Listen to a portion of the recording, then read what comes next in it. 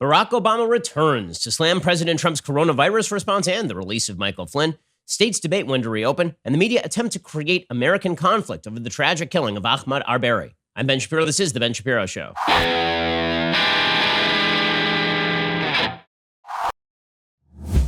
The Ben Shapiro Show is sponsored by ExpressVPN. Protect your online privacy today at expressvpn.com/Ben. Well, I hope that you had just a wonderful, relaxed weekend since all the days have now bled from one into another. I hope you got outside. I hope you got outdoors. A lot of people outdoors yesterday at various places that my family was going, and that's a good thing. More vitamin D is good. You know, socially distance, make sure that you're not infecting the elderly. Don't walk into an old age home or anything like that. Other than that, get outside. It is good for you. Okay, so let's begin with some good news today. I know we're not allowed, but good news.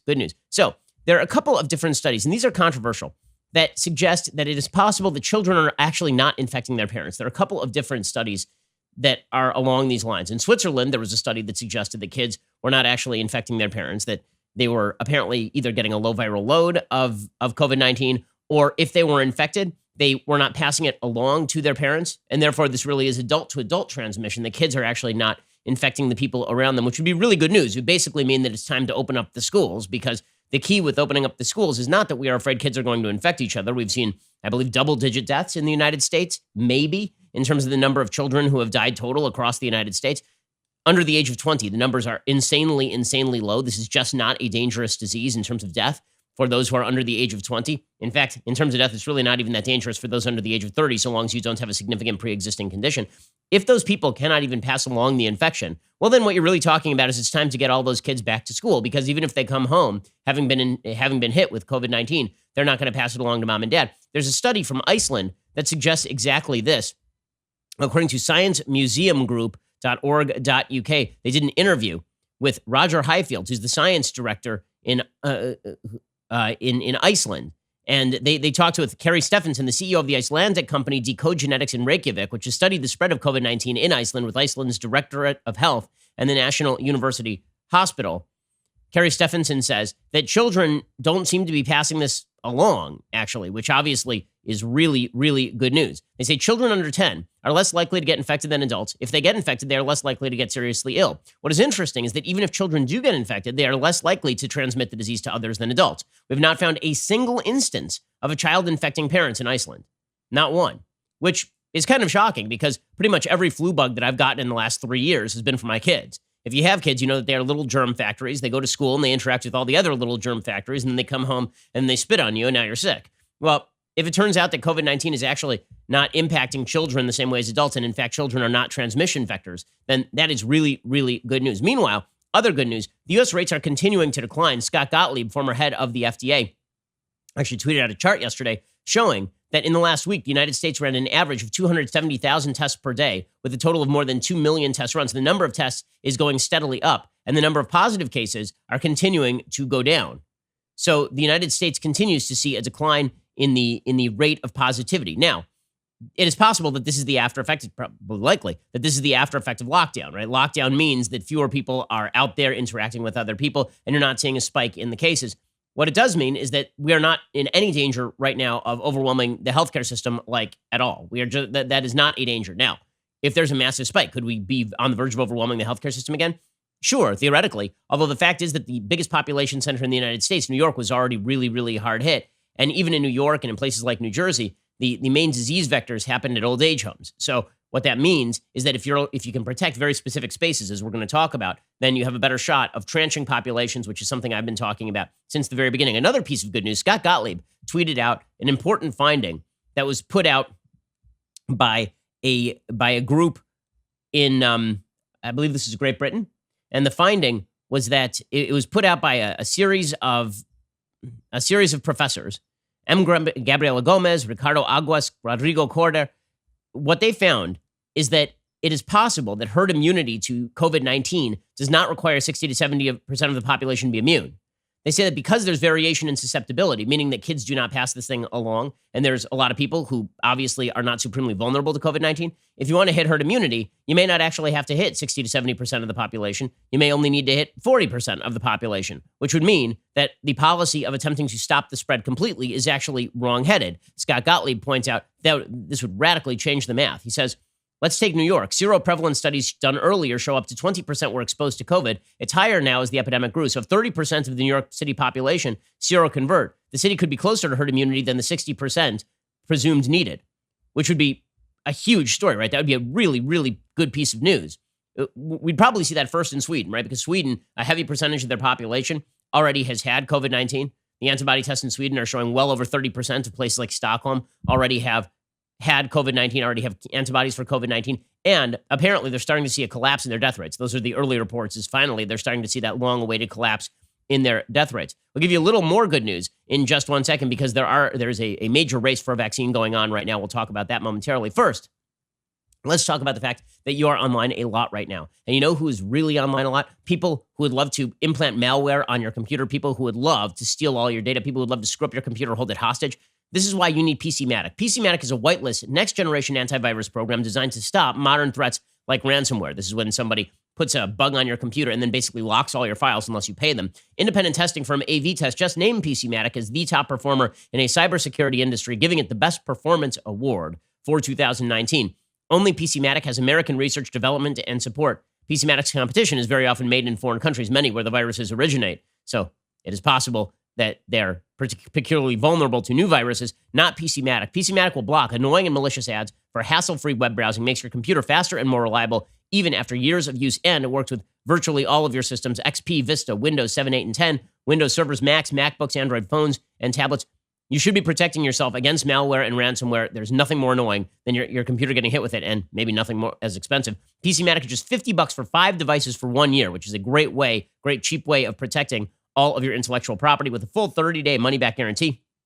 If you act now, PCmatic has offered my listeners a free month of security protection with the purchase of an annual license. To access the offer, go to PCmatic.com/Ben. Again, get world-class security that keeps your computer running fantastically well. Go to www.PCmatic.com/Ben. That is PCmatic.com/Ben. Protect your computer now. Again, $50 for 5 devices for 1 year with a 30-day money-back guarantee. It's not going to get much better than that. Go check them out right now. PCmatic.com/Ben. Okay, other pieces of good news. So there are a bunch of competing vaccines that are now on the table. According to Wired.com, it's been 4 months since researchers in China sequenced the novel coronavirus known as COVID-19. At least 3.8 million people around the world have been diagnosed with COVID-19. As of Friday morning, more than 267,000 people have died. A vaccine could stop the virus before an infection can take hold, and we are seeing a bunch of different options that are popping up.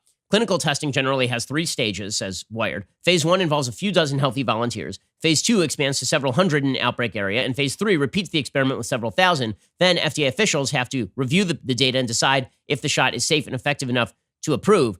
All of these vaccines are basically being accelerated.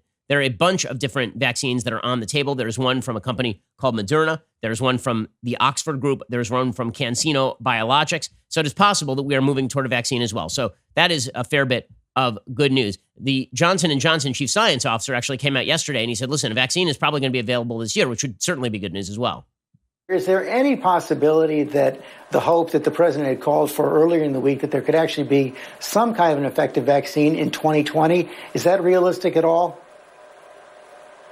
Well, clinical trials will need to be done to show that is effective, and that will take some time. We will have some vaccine available this year, but it will depend on the authorities, the FDA and others, to decide whether it can be used earlier before clear efficacy data are available.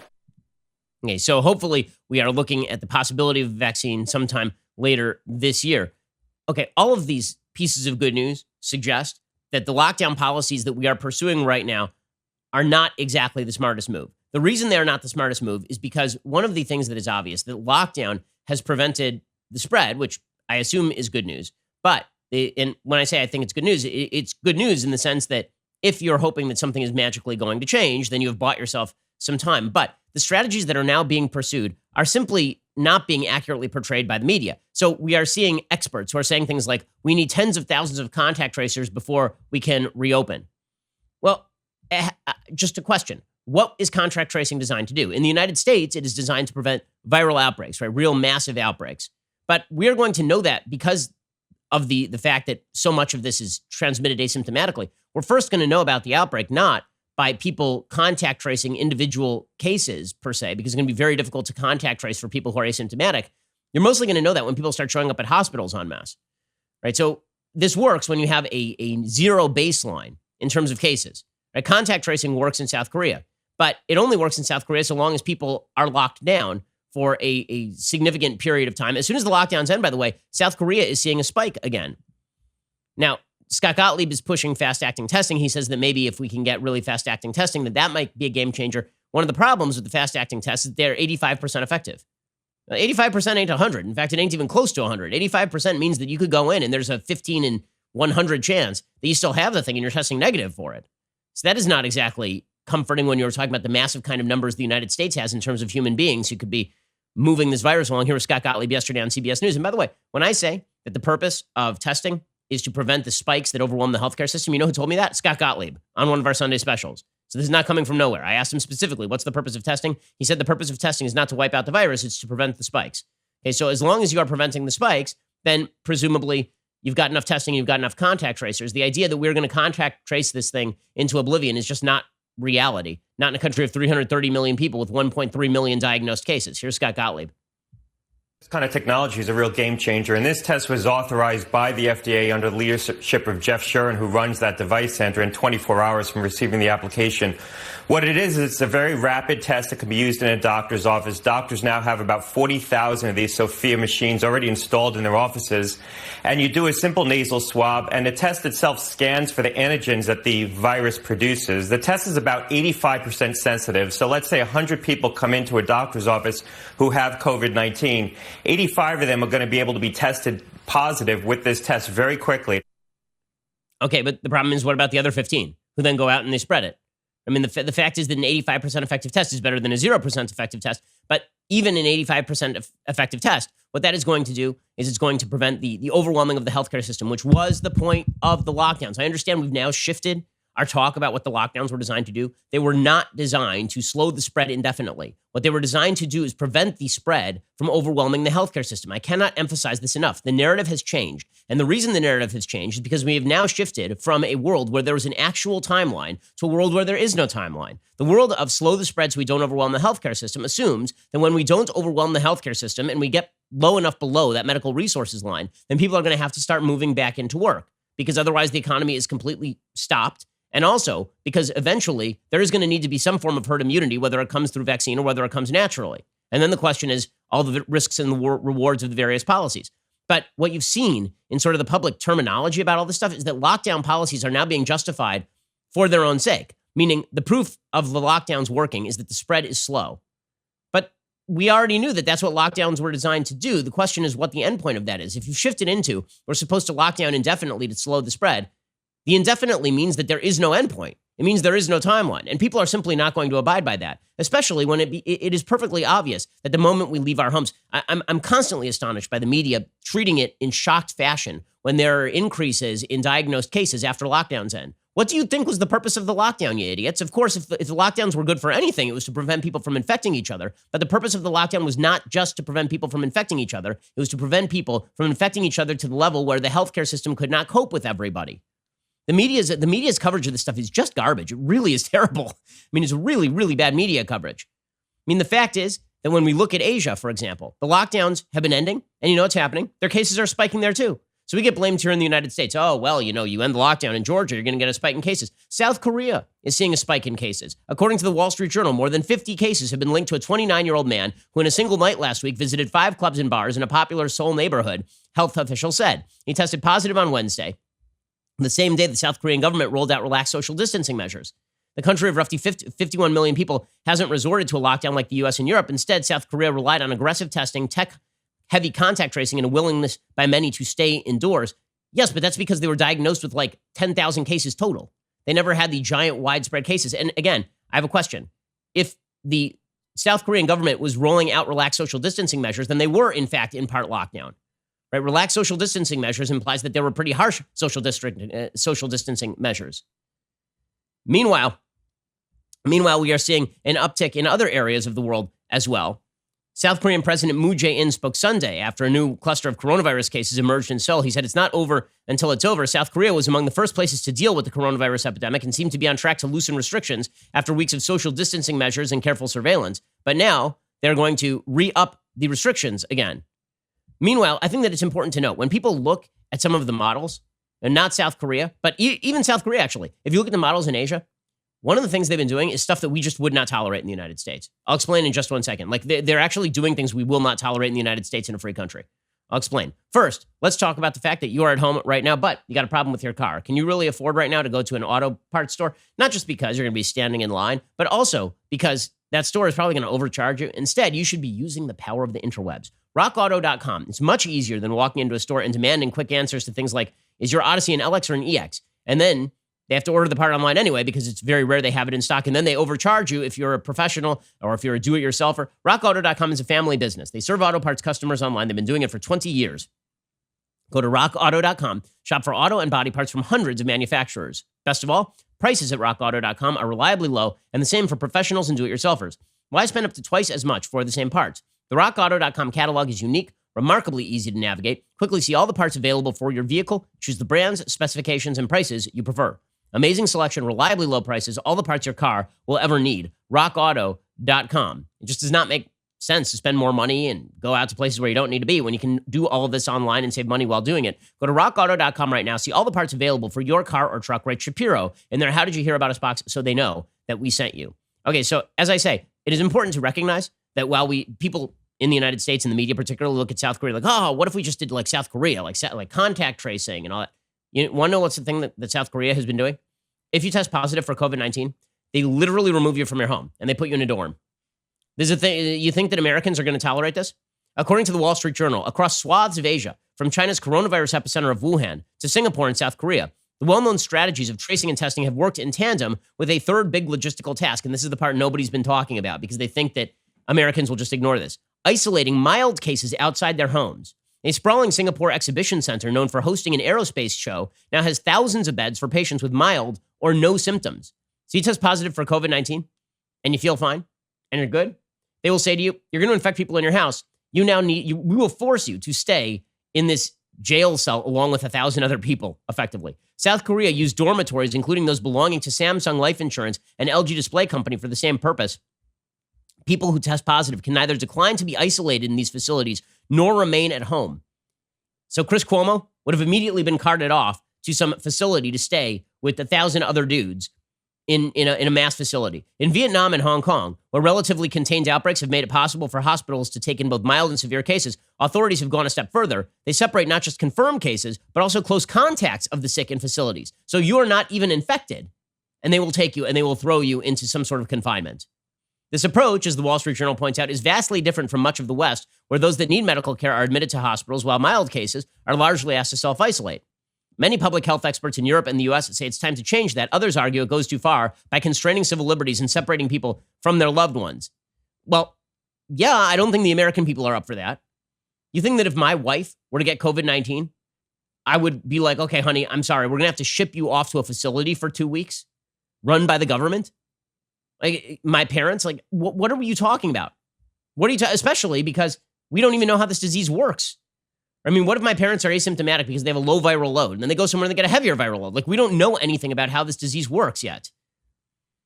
And this is pretty incredible stuff, but nobody has reported on this. In South Korea, many mild cases were isolated at home, but authorities converted corporate dormitories equipped with little more than beds, Wi-Fi, and the occasional television for those who weren't in critical or serious condition. They actually amended their infectious disease law, allowing it to take action against those who refused to follow orders. Individuals could not contest the decision.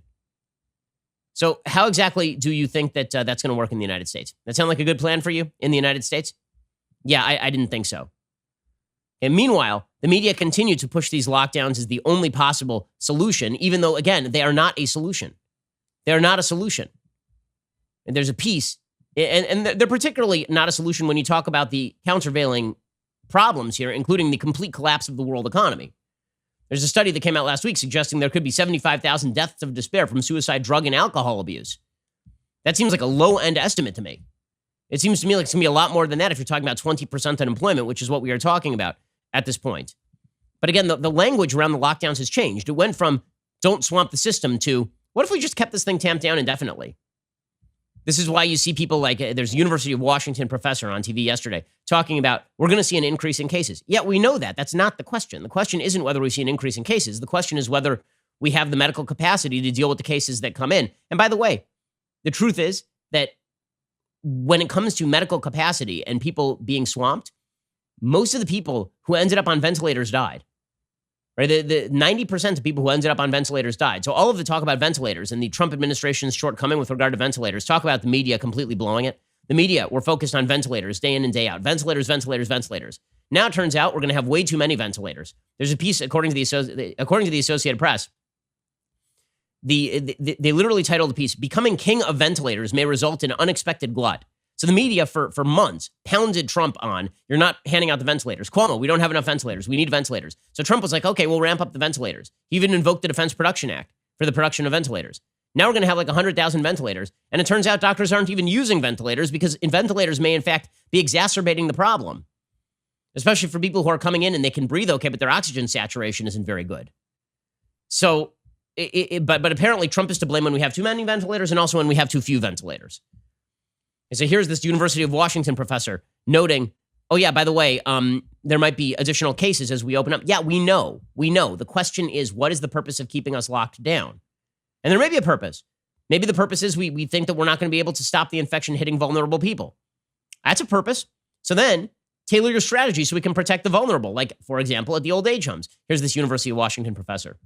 What's driving the change is, simply put, the rise in mobility, and that's the key driver. We're seeing in some states, a 20 percentage point increase in just 10 days in mobility, and that will translate into more human contact, more transmission. Our suspicion is that there will be about 10 days from now in these places that have had these big increases in mobility, we are expecting to see a jump in cases. Of course, we're expecting to see a jump in cases. The question is, what is the purpose of preventing the jump in cases? And don't tell me you're preventing deaths when you literally don't have a strategy for preventing death for people who are infected. And you also understand that right now, people are going to get infected. That the minute you let people out of lockdown, there will be additional infections. And we cannot stay locked down forever because it turns out 66% of new infections in New York were based on people who are members of the family staying in the same houses with other people. I'm going to give you some of the dishonest arguments that are being made by so-called health experts. And again, there are a lot of health experts who are on the other side of the lockdown argument, like a lot of them. I've talked to many of them. The question right now is not the science. Everybody kind of agrees on the science. There will be more infections. There will be more deaths. We don't necessarily know what exactly the infection case fatality rate, the infection fatality rate is. It could be anywhere from 0.2 to 0.6 in all likelihood. But we do know that more people out there will mean more infections. That's not the question. The question is, what is the strategy? And the dishonesty when it comes to approaching the strategy is quite incredible. We'll get to that in just a moment. First, let's talk about the Second Amendment. So if you're a believer in the Second Amendment, you really should have a gun that works for you. And let me tell you, the Second Amendment has never been more important. I mean, we're watching, seriously, as local law enforcement is basically being informed by the politicos that they should not actually enforce the law. I have a friend down the block the other day who literally, I'll get to this a little later in the program. I really have a friend who was robbed within 2 days. And like 2 days ago, somebody tried to rob their house. And the only reason these people ran is because the guy had a gun. And then the police came and said, we can't do anything about it because we have zero bail here in Los Angeles. So all that'll happen is that we'll arrest them and then we'll have to let them out of jail the same day. So what's the purpose of even arresting them? I mean, this is insanity. Having a gun in order to defend yourself and your property and your family makes a hell of a lot of sense in order to protect against the destruction of American rights. You know who agrees with me? Bravo Company Manufacturing. BCM builds a professional-grade product built to combat standards. This is because BCM believes the same level of protection should be provided to every American, regardless if they're a private citizen or a professional. The people at BCM assume that when a rifle leaves their shop, it will be used in a life-or-death situation by a responsible citizen, law enforcement officer, or a soldier overseas. With that in mind, every component of a BCM rifle is hand-assembled and tested by Americans. The people at BCM feel it is their moral responsibility as Americans to provide tools that are not going to fail the user when it's not just a paper target, but somebody coming to do them harm.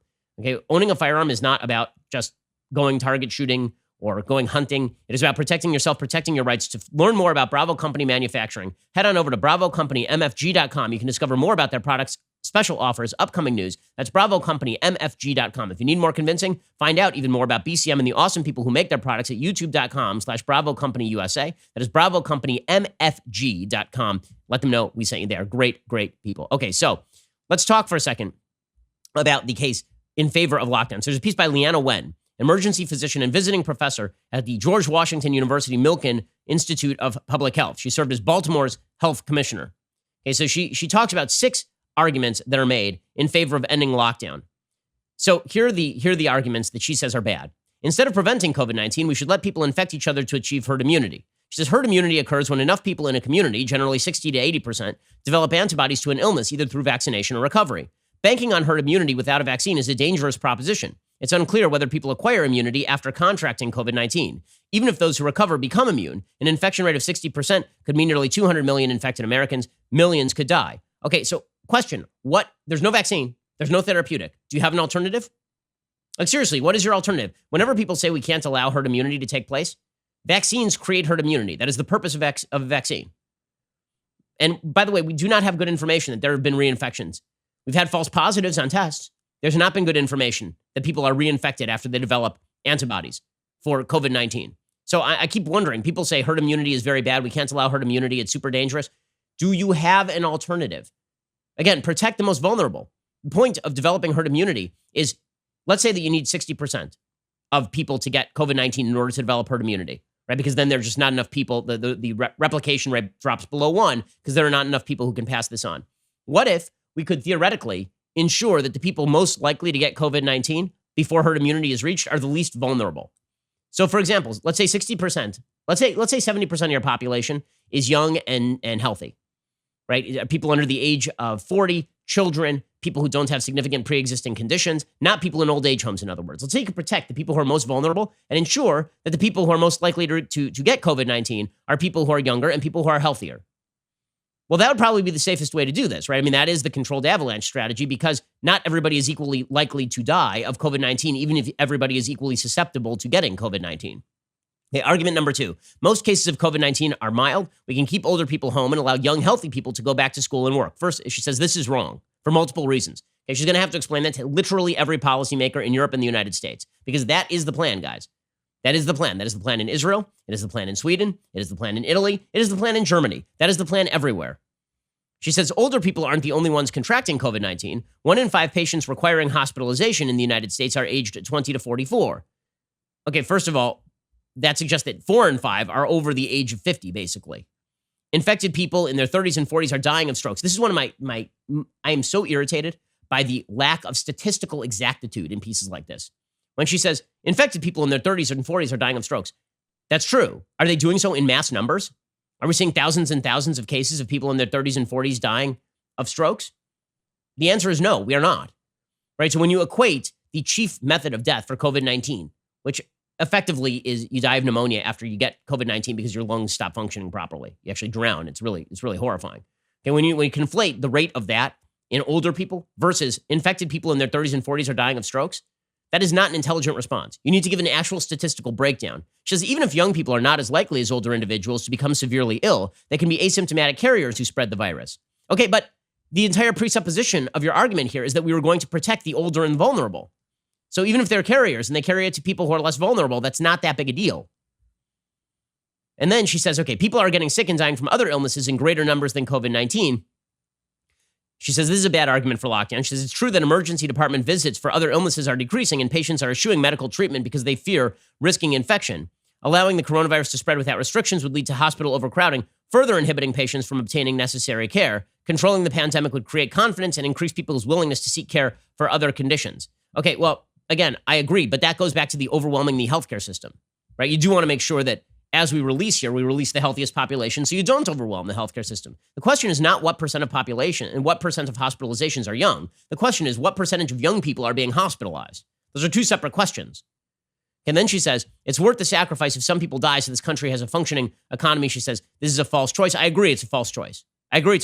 Nobody is saying that it is worth the sacrifice if some people die so the country has a functioning economy. What we are talking about is the inevitability of infection and how do we get past this the fastest so that we reduce the amount of death and we reduce the amount of human suffering. So what does she do to respond to that argument? Instead, she suggests that if you're in favor of ending lockdowns, tapering off lockdowns, it's because you don't care about people of color. That's literally what she says. She says minorities and working class Americans of all ethnicities unable to shelter at home will continue to bear the brunt of infections, illness, and death. Individual liberty cannot take precedence over the health and well-being of the less privileged. Okay, nobody is suggesting that we want to send people who are vulnerable back to work. If you're a black person who is vulnerable, you should not go back to work under these conditions. If you're an elderly Hispanic person, you should not go back to work under these conditions. Nobody is urging that to happen. We should make provision for you. But if you are a young, healthy 25-year-old Hispanic man, you should probably be thinking about going back to work, especially if you're not living with somebody who is 60 or over. And then she says, we've been in lockdown for more than a month and cases aren't declining. Social distancing doesn't work. No, we know that social distancing does work. Nobody's making that argument. And finally, she says it's a bad argument to end lockdown because we can't keep the country in lockdown until a vaccine is developed, which could take years. She says no one is arguing to extend stay-at-home orders for years, but reopening criteria set by the White House's own coronavirus task force have not been met. Removing restrictions too soon would have predictably grim results. Okay, but you have not offered an alternative. Again, there are no alternatives offered. It's amazing how many people will just say lockdown when there are no alternatives offered. And as you will see, this translates over into public policy. So, for example, J.B. Pritzker, who is the governor of Illinois, he said yesterday that we will continue this until we'll continue the lockdowns indefinitely, literally indefinitely. We'll do it pretty much forever until there is some way to eradicate it. Before we would have a vaccine, assuming maybe we never get a vaccine, we're going to have to deal with, hopefully a treatment that will come along that will be very effective. But even without that, everyone's going to have to wear a mask. We're still going to have to socially distance. The truth is that coronavirus is still out there. It hasn't gone anywhere. And so we all are going to have to change the way we do things until we're able to eradicate it. Okay, that is, we're not going to be able to change anything until we're able to eradicate it. So we're locking down until we can eradicate this. Good luck with that. And then you have Andrew Cuomo suggesting maybe physical schooling is actually over. Maybe we'll stop physically schooling children.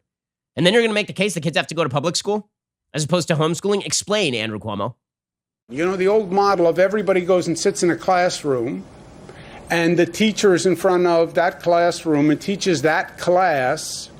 And you do that all across the city, all across the state, all these buildings, all these physical classrooms. Why, with all the technology you have? It's not about just reopening schools.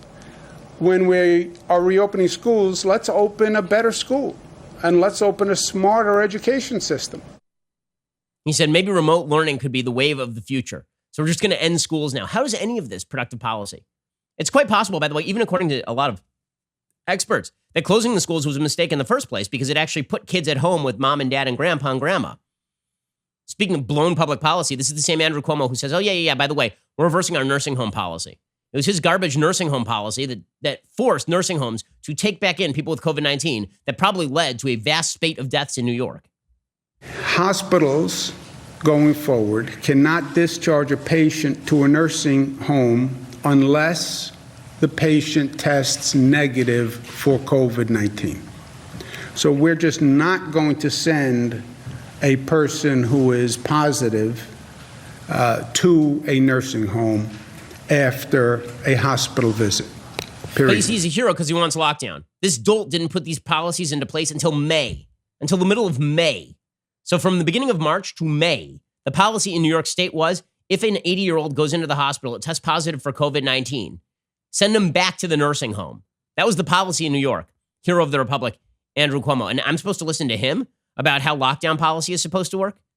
I'm not going to trust leaders like Andrew Cuomo. Are you? Or J.B. Pritzker? Like, do these people sound like they have any sort of calibrated approach to this issue? I'll tell you who does sound like they have a more calibrated approach is Mike DeWine in Ohio, right? Mike DeWine has been very pro-lockdown throughout this process. He's opening this thing up.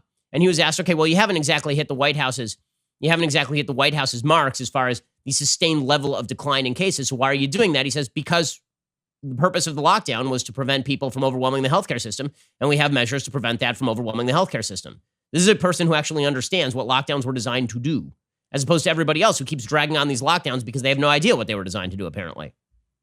What we do now have, Chris, is great capacity in regard to testing. We did not have that 2 weeks ago.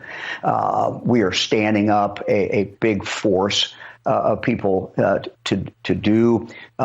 go talk to people, try to run that virus down, isolate people. So those are two things we did not have before. It's a work in progress. We're getting that. By the way, worth noting, Brian Kemp, the governor of Georgia, who's been ripped up and down for reopening, he actually put out a tweet yesterday saying, guess what, guys? Actually, we are seeing some fairly low hospitalizations.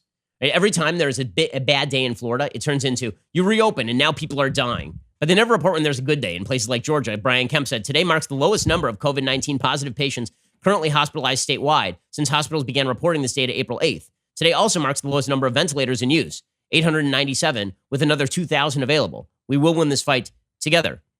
Also worth noting, talk about projections in California, cases and deaths rising more than expected.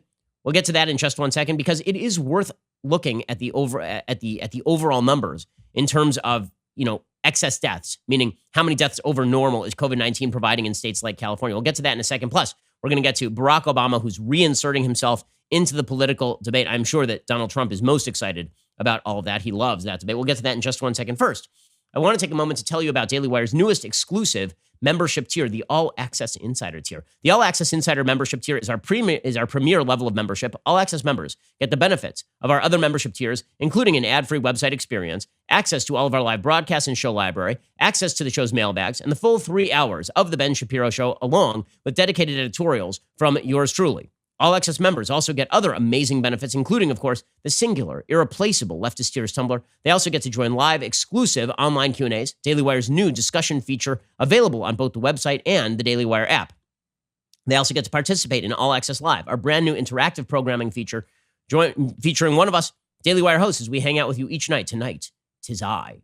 So you can watch me do bizarre things like whistling over at dailywire.com if that is something that excites you greatly. Head on over to dailywire.com/subscribe. Join Daily Wire's All Access Club with a new membership or an upgrade. Get 10% off with coupon code Shapiro. That is dailywire.com/subscribe. We'll see you there. You're listening to the largest, fastest growing conservative podcast and radio show in the nation.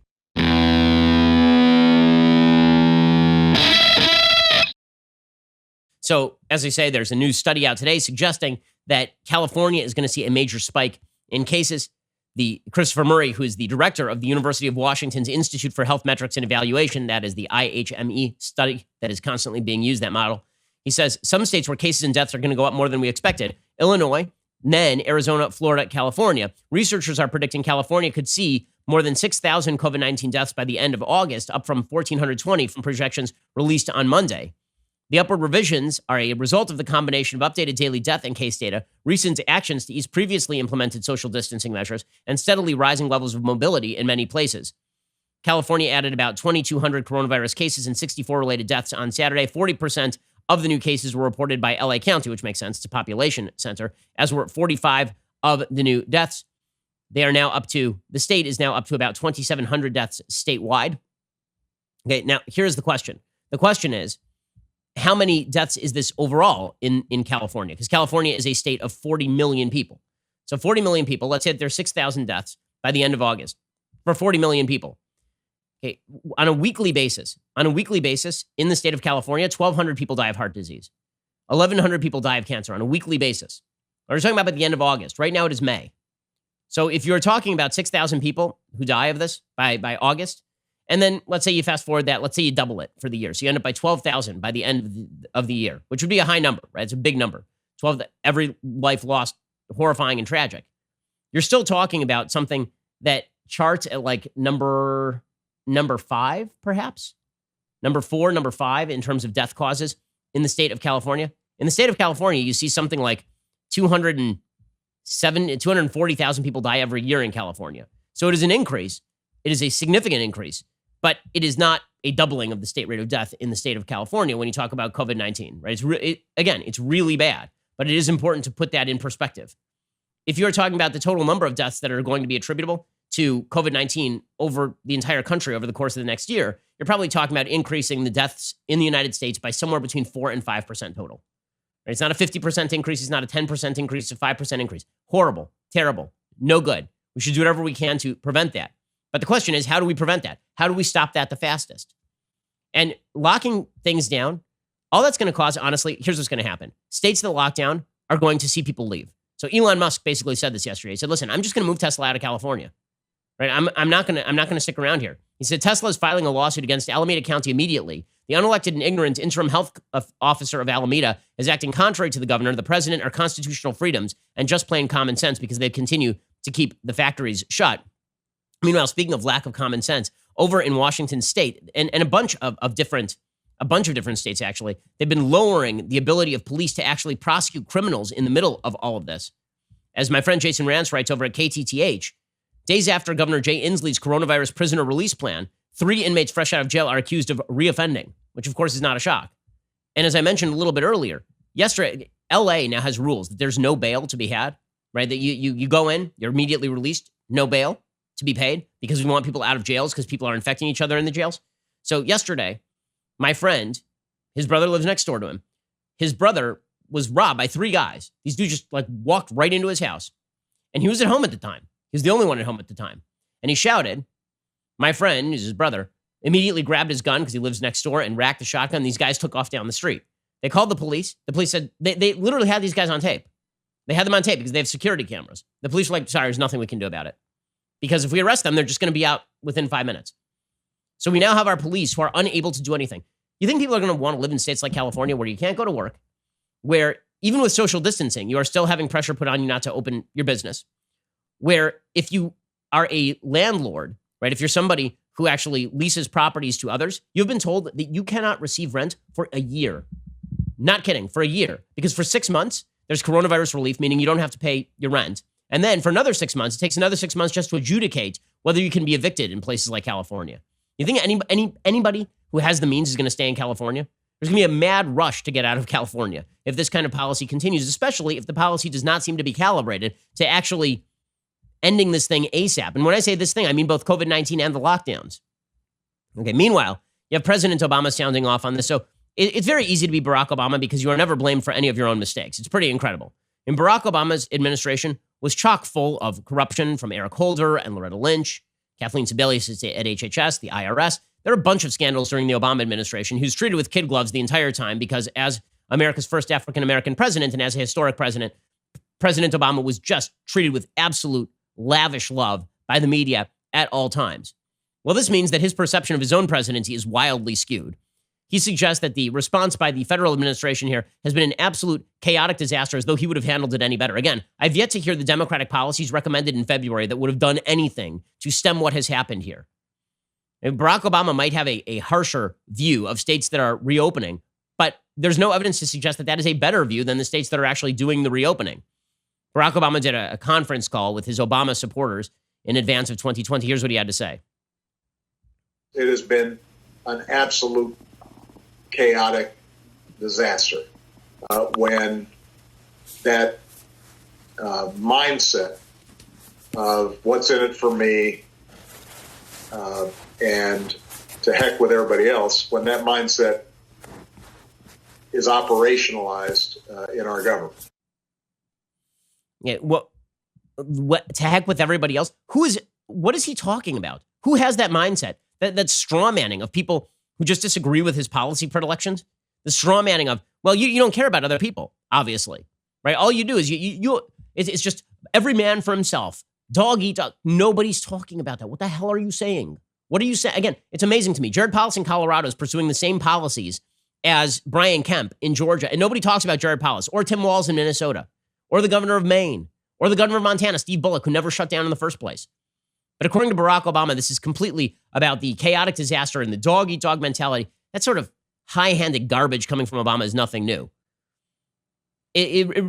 By the way, he didn't stop his criticism there. He also suggested, and this was even more ridiculous, he suggested that the release of Michael Flynn, the refusal to prosecute Michael Flynn, is all about politics inside the administration. As opposed to, when Eric Holder was calling himself Barack Obama's wingman and Loretta Lynch was meeting on the tarmac with Bill Clinton while Hillary was under investigation.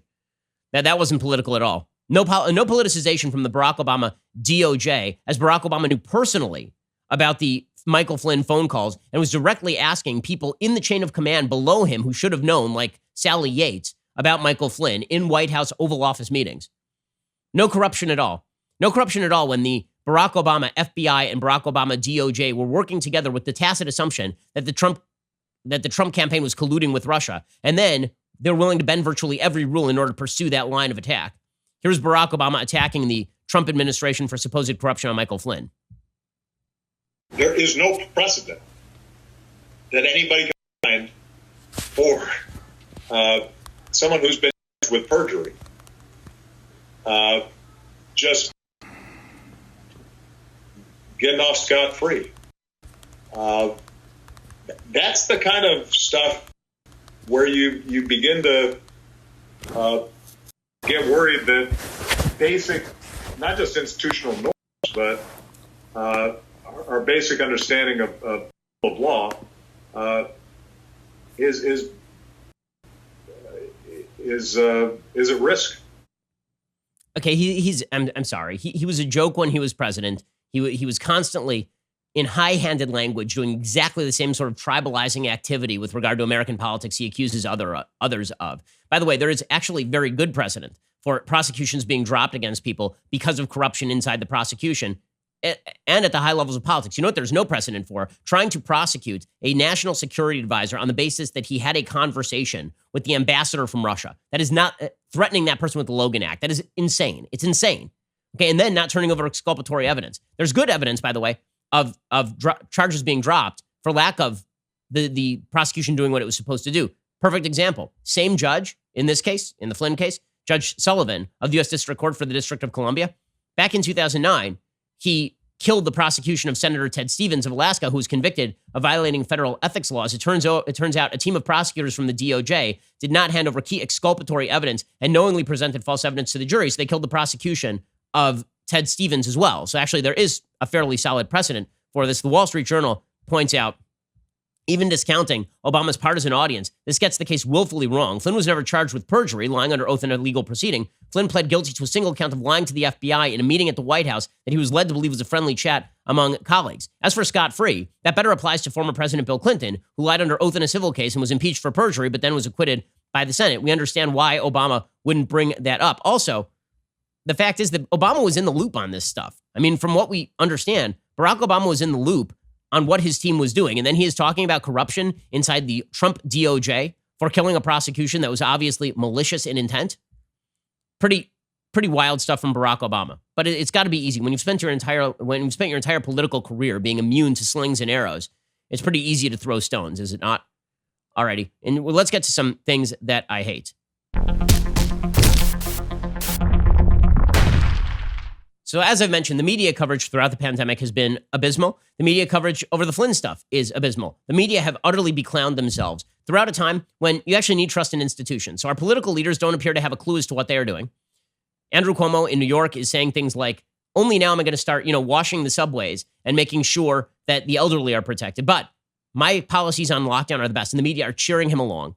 My favorite is Chuck Todd. So Chuck Todd had himself a weekend, man. So Chuck Todd, He started off by suggesting there's no plan for what comes next from the administration.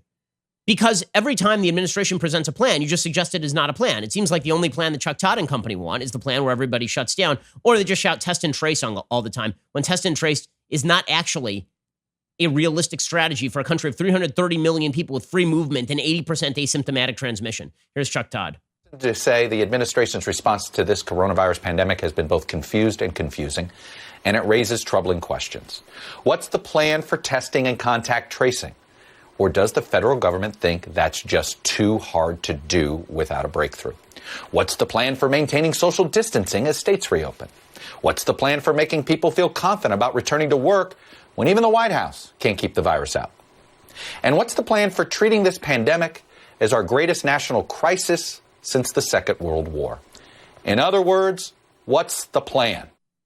Okay, but you have not actually expressed what you think the plan is. And then you blame Trump when he allows other states to involve their own plans. So which is it? Do you want him to take national control, or would you like Andrew Cuomo and Gavin Newsom to lead the way? Are you angry that we are too loose, or are you angry that we are too strict? What exactly are you talking about? And again, by the way, the media have been abysmal throughout this. The media, every day, we're going to the White House and asking about ventilators because Andrew Cuomo was talking about ventilators. It turns out that there was a 90% death rate on ventilators. They may have actually been counterproductive in many cases. And by the way, we're not going to need it close to 100,000 ventilators. The Associated Press, as I mentioned earlier, is now reporting that we didn't need all these ventilators. We're going to have a surplus of 90,000 ventilators, guys. But you're saying that Donald Trump was evil for suggesting that New York would not need 40,000 ventilators, which, by the way, New York did not need.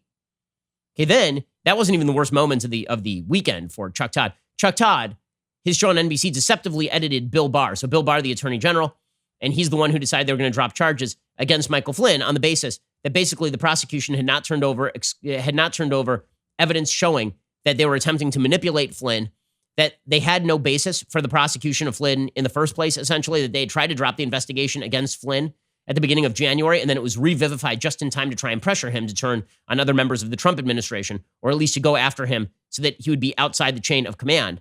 So Bill Barr made a statement. The statement that Bill Barr made was that history will judge whether this was the right decision, even though history is sometimes written by the winners. And so we may end up on the losing side of that. The reality is the reality. NBC deliberately miscut the clip of Bill Barr to make it look as though he is going to rewrite history in line with his own desires. It's just, I'm sorry, this is just media corruption. I want you to listen to this Bill Barr answer to a question about what will history say about this. Wait till you hear this answer. Take a listen. When history looks back on this decision, how do you think it will be written? Well, history's written by the winner, so it largely depends on who's writing the history. Okay, he cuts it off right there, which sounds like, oh, we're the winners, so we're going to rewrite the history. That's not what he said. That's not what he said. Here is the rest of that. Do we have the rest of the clip? Okay, here's what he actually said. He said, history is written by the winner, so it largely depends on who's writing the history. But I think a fair history would say it was a good decision because it upheld the rule of law. It helped. It upheld the standards of the Department of Justice, and it undid what was an injustice. So he wasn't saying that we're rewriting history because we have the power to do it. They literally cut the first two lines and then forgot the rest. Here's the rest of what Bill Barr had to say. History looks back on this decision. How do you think it will be written? Well, history's written by the winner, so it largely depends on who's writing the history. But I think a fair history would say it was a good decision because it upheld the rule of law. It upheld the standards of the Department of Justice, and it undid what was an injustice.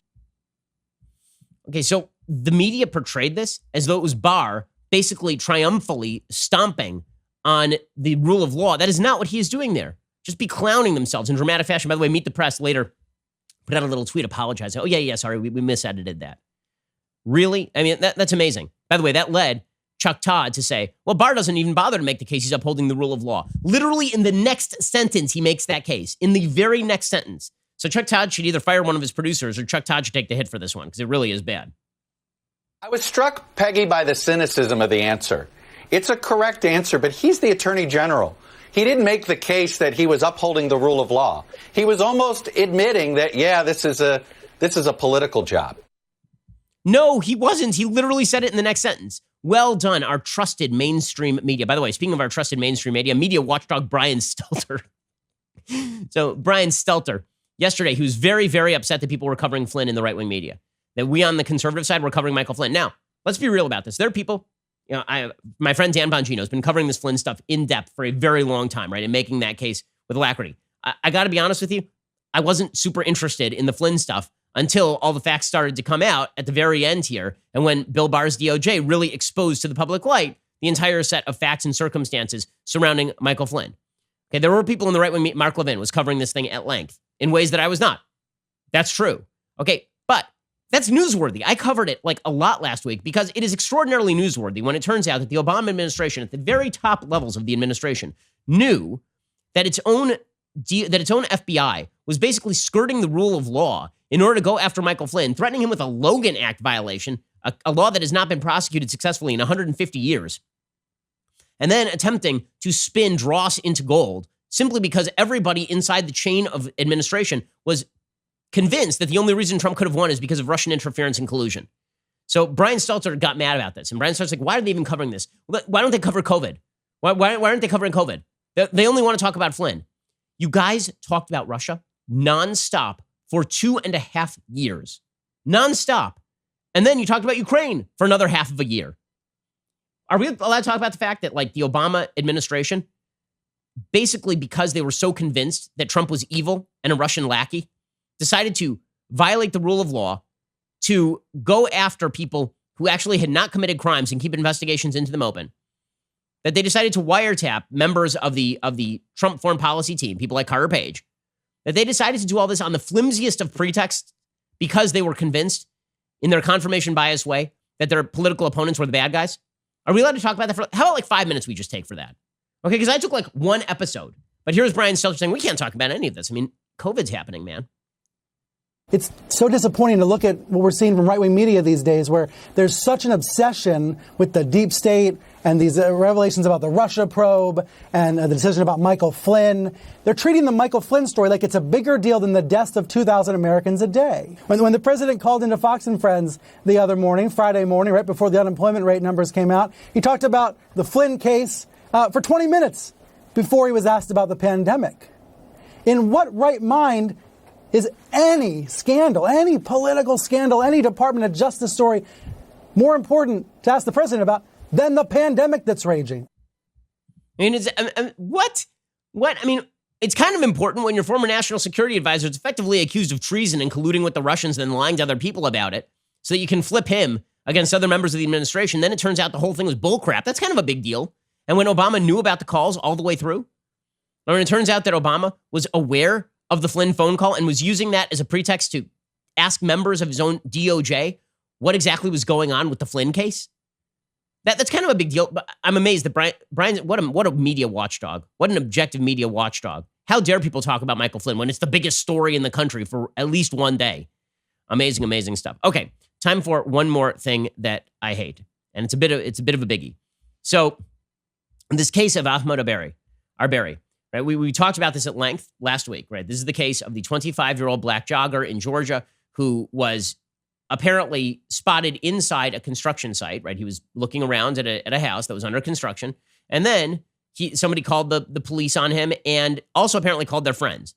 And this led a father and son to grab the guns and go out and catch this guy, right? And so they roadblocked him. Somebody else was coming up from behind with a video camera, and you can see them blocking the road. This appears to have been by witness testimony the second time they'd confronted him. That's what it kind of sounds like to me. It sounds like they'd confronted him and told him to stop, and then he ran, and then they took the car around, stopped him on the road, and one of them had a shotgun, one of them had a handgun. He tried to charge around. Somebody confronted him with a gun, and thinking, hey, why are these guys presumably thinking, this is kind of dangerous when these guys are trying to stop me with a gun.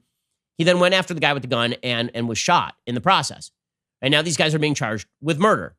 Right? They should certainly be charged with at least manslaughter, because the fact is that you don't go vigilante style trying to capture people when there is no evidence that a crime was committed in the first place. It is not a crime to walk around an open construction site. That is not a crime. This wasn't a guy charging out of a crime scene covered in blood. And then you grab, because that wouldn't be a controversy, right?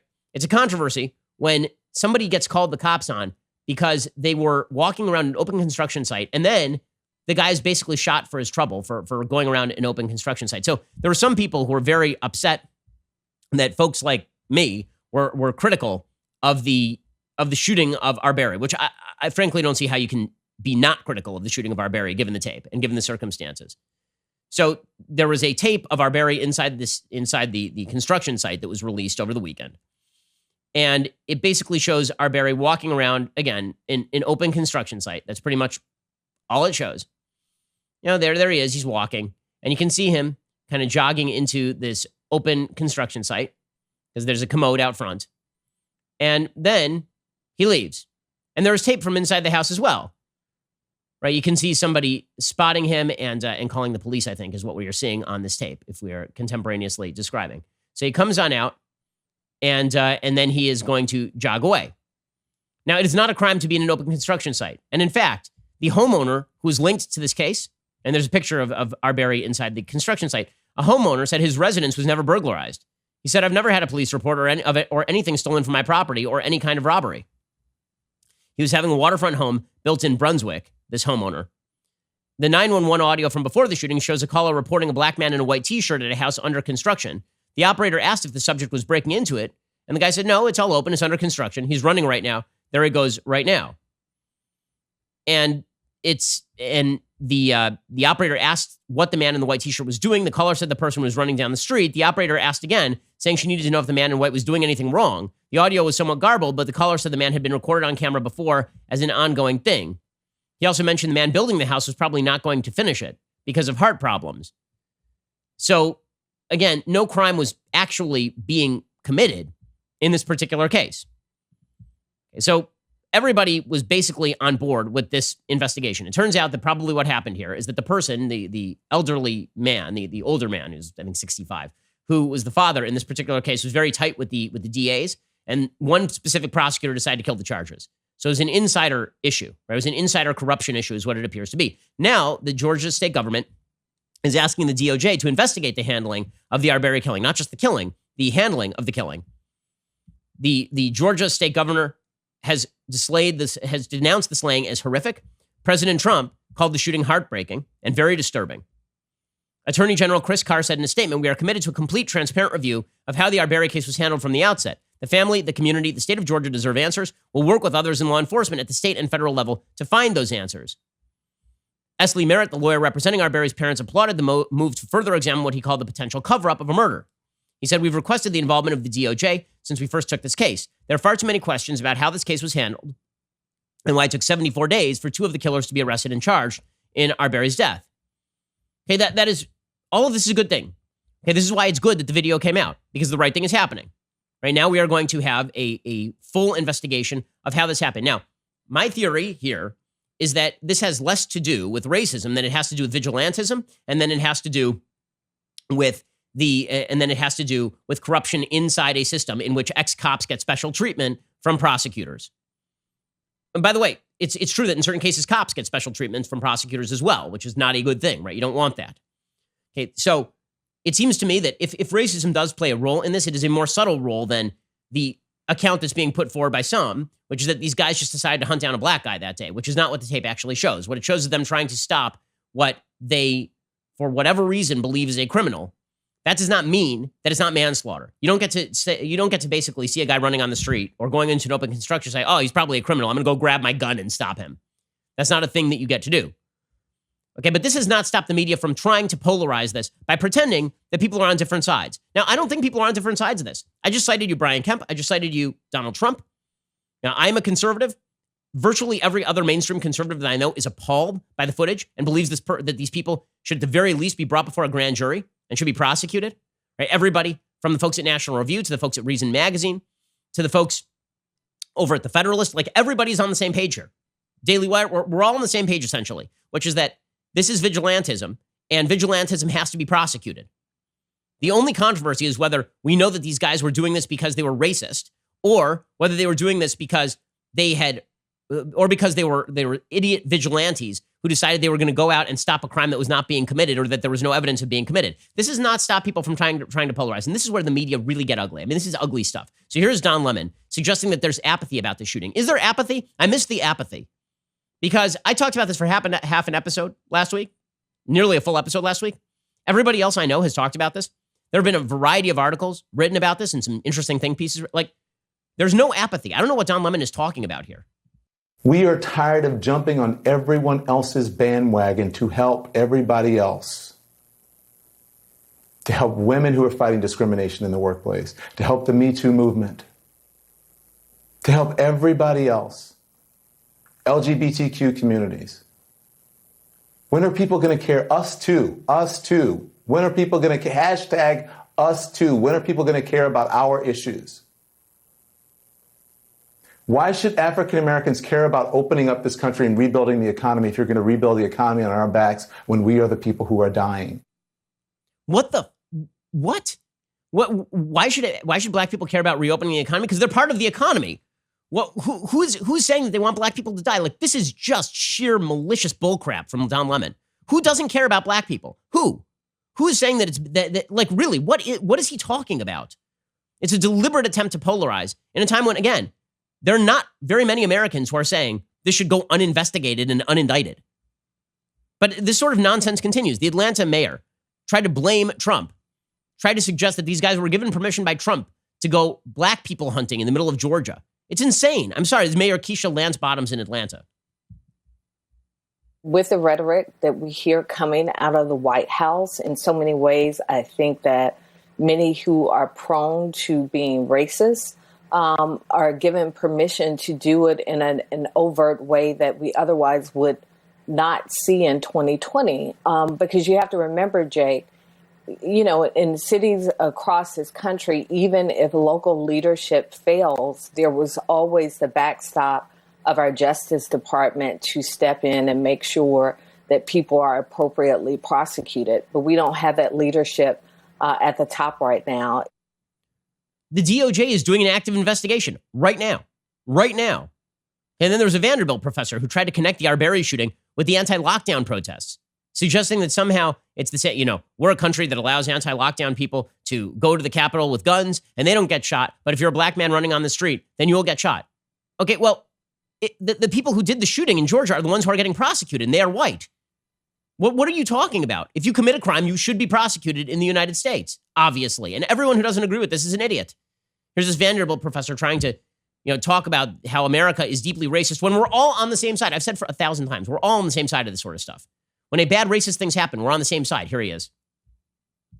I would say that the bigger context here about the ways in which guns have been constructed as symbols of white, kind of white privilege in a way, the ways in which guns, particularly carrying guns in public like this, has been constructed as a way of kind of showing a particular form of white authority, I think provides a lot of the context for a lot of these shootings that we're seeing, and particularly the Arbery shooting.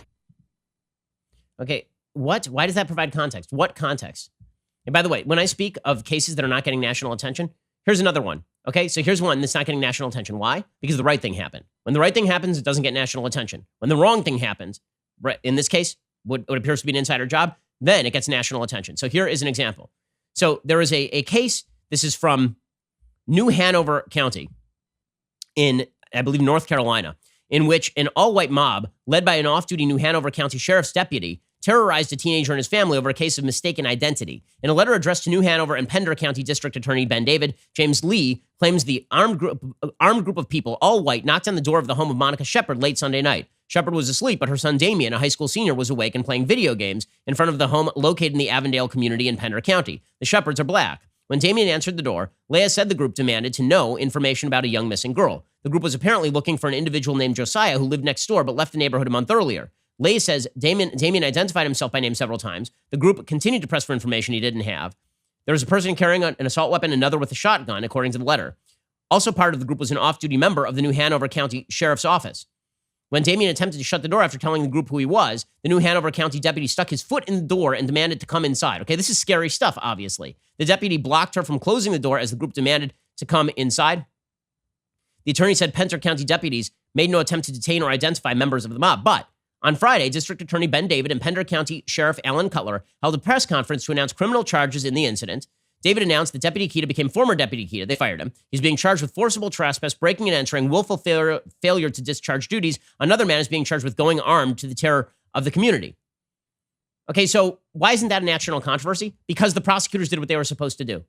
So in other words, what members of the media like is when somebody does something corrupt and bad, so they can try to impute that bad action to the entire country, as opposed to when the prosecutors do the right thing. Like in the case of Walter Scott in South Carolina, the black man who was shot in the back by a police officer, and then the police officer tried to fabricate evidence, and that guy went to jail for death, for murder. That's not a national controversy because we're all on the same side, right? Because the people did the right thing. Alrighty, well, we have gone way past our allotted time, but we will see you here a little bit later today for 2 additional hours of content. You're listening to The Ben Shapiro Show. The Ben Shapiro Show is produced by Colton Haas, directed by Mike Joyner, executive producer Jeremy Boring, supervising producer Mathis Glover and Robert Sterling, assistant director Pavel Wydowski, technical producer Austin Stevens, playback and media operated by Nick Sheehan, associate producer Katie Swinnerton, edited by Adam Sayevitz, audio is mixed by Mike Coromina, hair and makeup is by Nika Geneva. The Ben Shapiro Show is a Daily Wire production. Copyright Daily Wire 2020. Hey everybody, it's Andrew Klavan, host of The Andrew Klavan Show. You know, some people are depressed because the American Republic is collapsing, the end of days is approaching, and the moon has turned to blood. But on The Andrew Klavan Show, that's where the fun just gets started. So come on over to The Andrew Klavan Show and laugh your way through the apocalypse with me, Andrew Klavan.